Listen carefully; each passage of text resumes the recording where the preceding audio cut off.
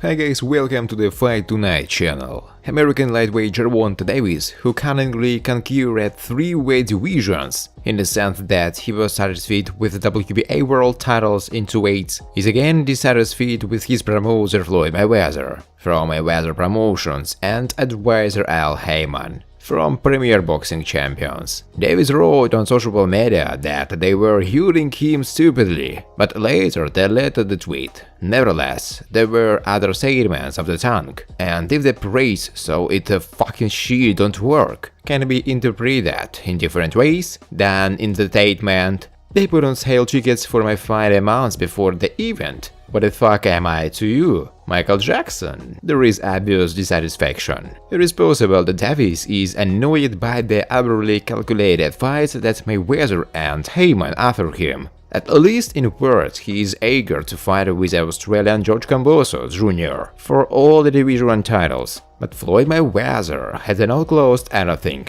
Perhaps we are talking about a deal for a fight. Instead of a fight with Kambosos, Davis has a fight with compatriot Rolando Romero ahead, which the absolute majority of observers and fans consider a mismatch, with a bet that the talkative challenger will be able to attract fans with his shocking jokes on the verge of a fall. For example, Romero believes that Pacquiao was also clumsy, but conquered 8 divisions, and Canelo will give victory even in a fight with Tyson Fury. Davis has fought with Mayweather before. He doesn't like that the promoter manages his career without first consulting. Sometimes Gervonta calms down and says that no matter how Floyd knows better how to do business. Friends, before starting to watch this video, I would like to ask you to subscribe to my channel. If you really enjoy the content, then please subscribe to my channel and keep watching the videos. If you are subscribed, then you receive notifications about the release of new videos. You do not even have to look for anything personally.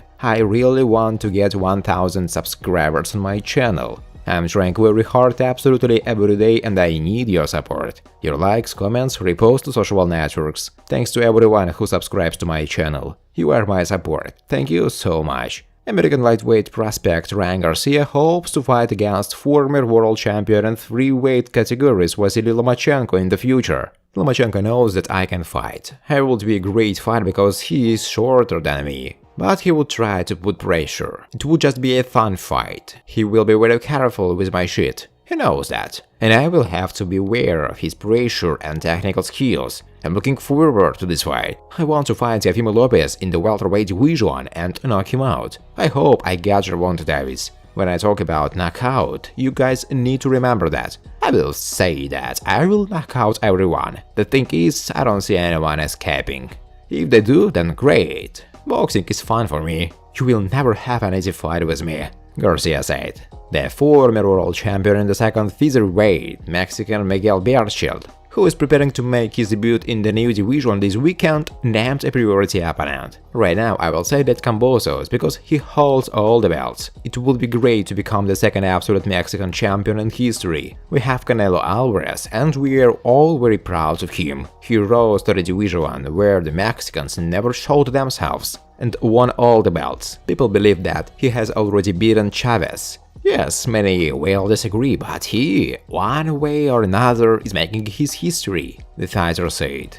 The famous boxing commentator Grigory Stangrid believed that the absolute lightweight world champion George Kambosos will become a convenient opponent for Vasily Lomachenko if they ever fight. Whether Lomachenko's fight with Kambosos will take place or not, unfortunately, I cannot say. If I could influence it, I would, but unfortunately, I can't. I hope that it will pass, because stylistically it is a very interesting fight, and Loma is eager to get his belt back. I honestly think that Kambosos is stylistically a direct client of Lomachenko. The way he fights for Lomachenko is to just take him into your own hands and do what you want. This is my opinion, of course. I could be wrong. It's clear that in any case you will have to do a serious amount of work, both during training and in battle. Because the Kambosos is a hardy guy, assertive, with character. But it seems to me that stylistically it is directly convenient. said Grigory Stangrid. The head of Mushroom Boxing Promotion company Eddie Hearn reacted to the news that Ukrainian Vasily Lomachenko refused to fight with Australian George Kambosos.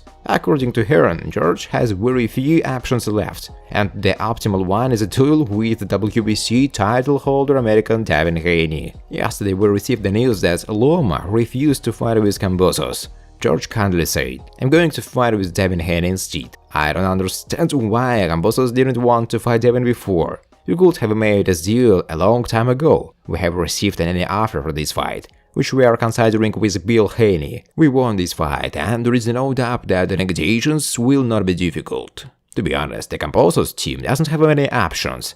But we are dealing with people who constantly say that Devin doesn't want to fight. We have accepted all the conditions and are ready to make a deal. So let's cross our fingers and organize a fight between George Kambosos and Devin Haney for the undisputed lightweight champion of the world. Today we have a scheduled conversation with Bill Haney, Devin and other members of the team. We hope that we will close the deal as soon as possible." The offer we received indicated that the fight should take place in Australia. There are also nuances that you should pay special attention to. Finance is one thing, but the biggest stumbling blocks may be items such as rematch matches and the like. We have to choose the best conditions for Devin, Hearn said. Ryan Garcia net worth, purse history, career earnings for lightweight boxing star.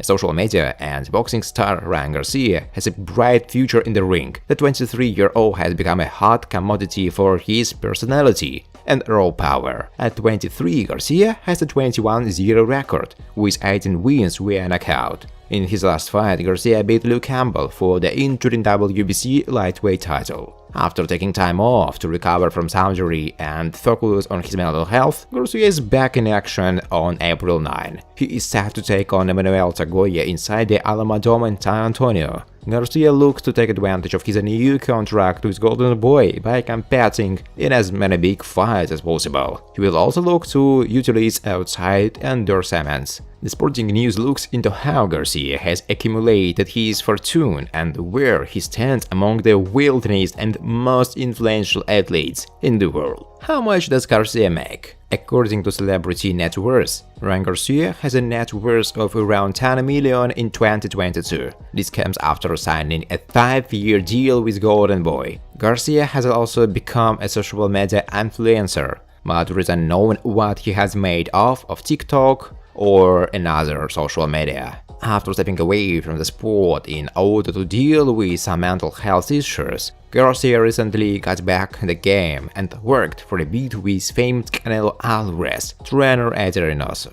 That pairing didn't work out, so Garcia turned to Guzan, a man he knew well. "I got a call from his attorney Lupe Valencia."